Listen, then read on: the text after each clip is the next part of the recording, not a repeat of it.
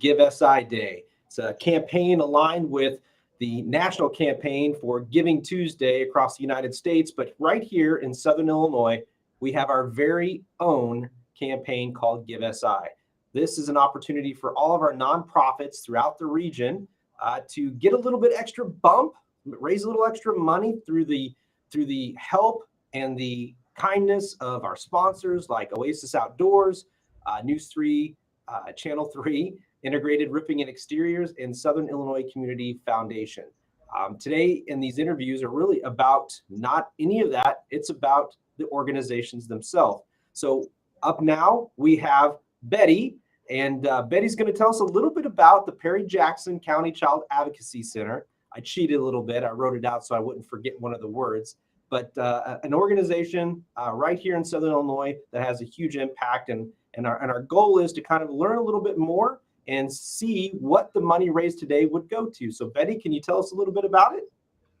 Yeah, so the Perry-Jackson Child Advocacy Center is a nonprofit organization here. We're located in Petenyville, and we have a satellite office in Murfreesboro, Illinois. So we serve both Jackson and Perry County, obviously by our name.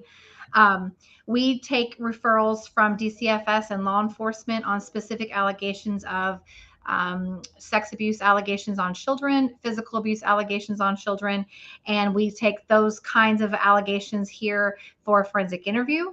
And so we work as a team, like law enforcement, DCFS, and the Child Advocacy Center work together on all these cases by protocol as in a team, because the research shows that we work these cases as a team, we get better results, we get better justice, and the families tend to get more of a healing process whenever we're all on the same page. So we do the forensic interview in-house by a trained forensic interviewer here at the Child Advocacy Center, which takes some pretty extensive training and some pretty, follow-up and just learning how to be good for the kids' sake. And then the interview process takes place here at our center, which is why we're located in a house. And then the advocate here will then follow that case from that point until it goes to court, or until the family goes through counseling, or they're better and they don't want services anymore, those kinds of things. But we kind of walk them through the process of the investigation, walk them through the process of a possible prosecution. And we just kind of maybe navigate it for them so that they understand what's happening. They are being informed about the next steps, what to expect. And just so they have somebody on their side, sort of kind of helping them through this child welfare system, which can be very daunting to a lot of people. So we just try to help them through that process and make sure the kids can heal from the trauma that they've been through, get them into some trauma-focused counseling that's proven to help them through the trauma that they experienced as a child, so that trauma doesn't affect the rest of their life, and they can learn some coping skills and how to just become a more productive kind of person. Their trauma does not have to define them. So we're very focused on making sure that they know that, and that this part of their life doesn't have to be an effector for the rest of their life. So the money that we get donated to us helps us run this organization. We are grant funded. We get state and federal money. As everyone knows, those state and federal dollars dry up kind of quickly. They also do not come forward very quickly. So we always have to have money here so that we can pay our staff, so that when we get reimbursed, people like to get a salary, of course. So we also have other expenses that grants don't pay for, like we travel between the two counties and we have to pay staff mileage.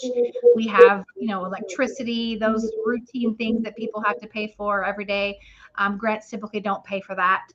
So we do have, some organizational expenses that everyone has that grants just don't like to pay for. So any fundraising that we do goes directly back into the program, because we have to have a facility. We have to have paper towels and paper. So it goes directly back. People think that, we have overhead. We have just the basic overhead that everyone has, but those expenses still have to get paid. So when we're having families, and especially children, go through some of these traumatic situations, how important is it to get them the help they need ASAP right away, as opposed to dragging the abuse out? Obviously, most people would say, yes, the quicker the better. But how important is it for you guys, for them to get into touch with you so you can do the things that you need to do? The process to start, like when an allegation gets disclosed by a child, it's very important that everything happens a certain way very quickly. And the main reason for that is, for one, children learn by what they are experiencing in their homes or what they're experiencing at school or their surroundings. And sometimes kids, you need their story of what's happened to them to come immediate, because then it's not been tainted. It's not been things that they've heard. It's not been things that they've been told. It's their own memory of what happened. So the quicker that you can get them in for a forensic interview, the better, because you get it fresh. It's usually right there. And also, over time, kids can tend to push things back in their mind, and it takes them a longer time to retrieve it once they have pushed that trauma down. So it's good to get it out in the beginning and then let that healing process start from that point. It helps them in all capacities of life. It helps the case, the investigation, of course, because you get a solid, statement in the beginning that would have to go in front of a jury or whatever, you're trying to prove. But then it also helps the kid to start their healing, to understand, okay, I've told what's happened to me. The next steps are out of my hands, but I can heal from this. There's a lot of, I know there's been a lot of studies on generational abuse, where it's basically from one generation to the next, and breaking that cycle of trauma, I think in anything, but especially in abuse of children, is very important. What advice would you give family members, other people that are witnessing or seeing this outside? Because sometimes it's a personal matter, and it's, we don't know. What do you tell those people that are closest to the family, that what they should do or what they can do?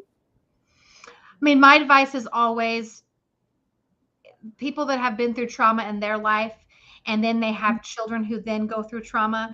You don't have to let your children experience the trauma the way you experienced it. It doesn't have to be the way you experienced that story. It's not going to be, just because you're okay now doesn't mean that your kid will be okay. It means that you know better now. As you get older, you learn, you think of things that you would have done differently. Just because that you're okay. And it's hard to go through that stuff in the very beginning and get it all out. It's emotional. It, rips families apart. It does do that. But also, there's a lot of healing in that they need. And what I always tell families is, you may not have done that back then, and may not have been what was known to do then, but it is now. Now we know better. So now that we know better, we can do better. And it doesn't mean that you have to do it the same because you're okay. It means that you do what we know is working best today. That's some great advice, Betti. Any final thoughts on reaching out to the people to donate to your organization today? Is there anything else that you want to tell them or let them know about why it's so important to donate to you? I think it's important to donate to me. We do a lot of great work here, and we need all the help that we can get. But I also want people to know that talking about child abuse and you giving to child abuse doesn't mean that we're prolonging it, or that it's going to always be here because you're helping an organization like this. It's going to be here no matter what. I've been here a long time, and unfortunately, the world just keeps getting more unsafe. So the fact that you're giving to us does not mean that you're telling someone that it's okay or that you justify it. What it means is that you're helping families go through a really tough time in their life, and that you've done your part to maybe help them get through it. Beautiful. I could tell you've been doing this a little while. Very compassionate, very direct, but a good way to let people know the importance of continuing to support your organization at Perry Jackson County Child Advocacy Center. Thank you so much. I wish you the best today, and I'm so thankful that we have caring people like you and your staff to reach out and care for our youth, our kids in our communities. So have a wonderful day, and good luck raising money. Thank you so much.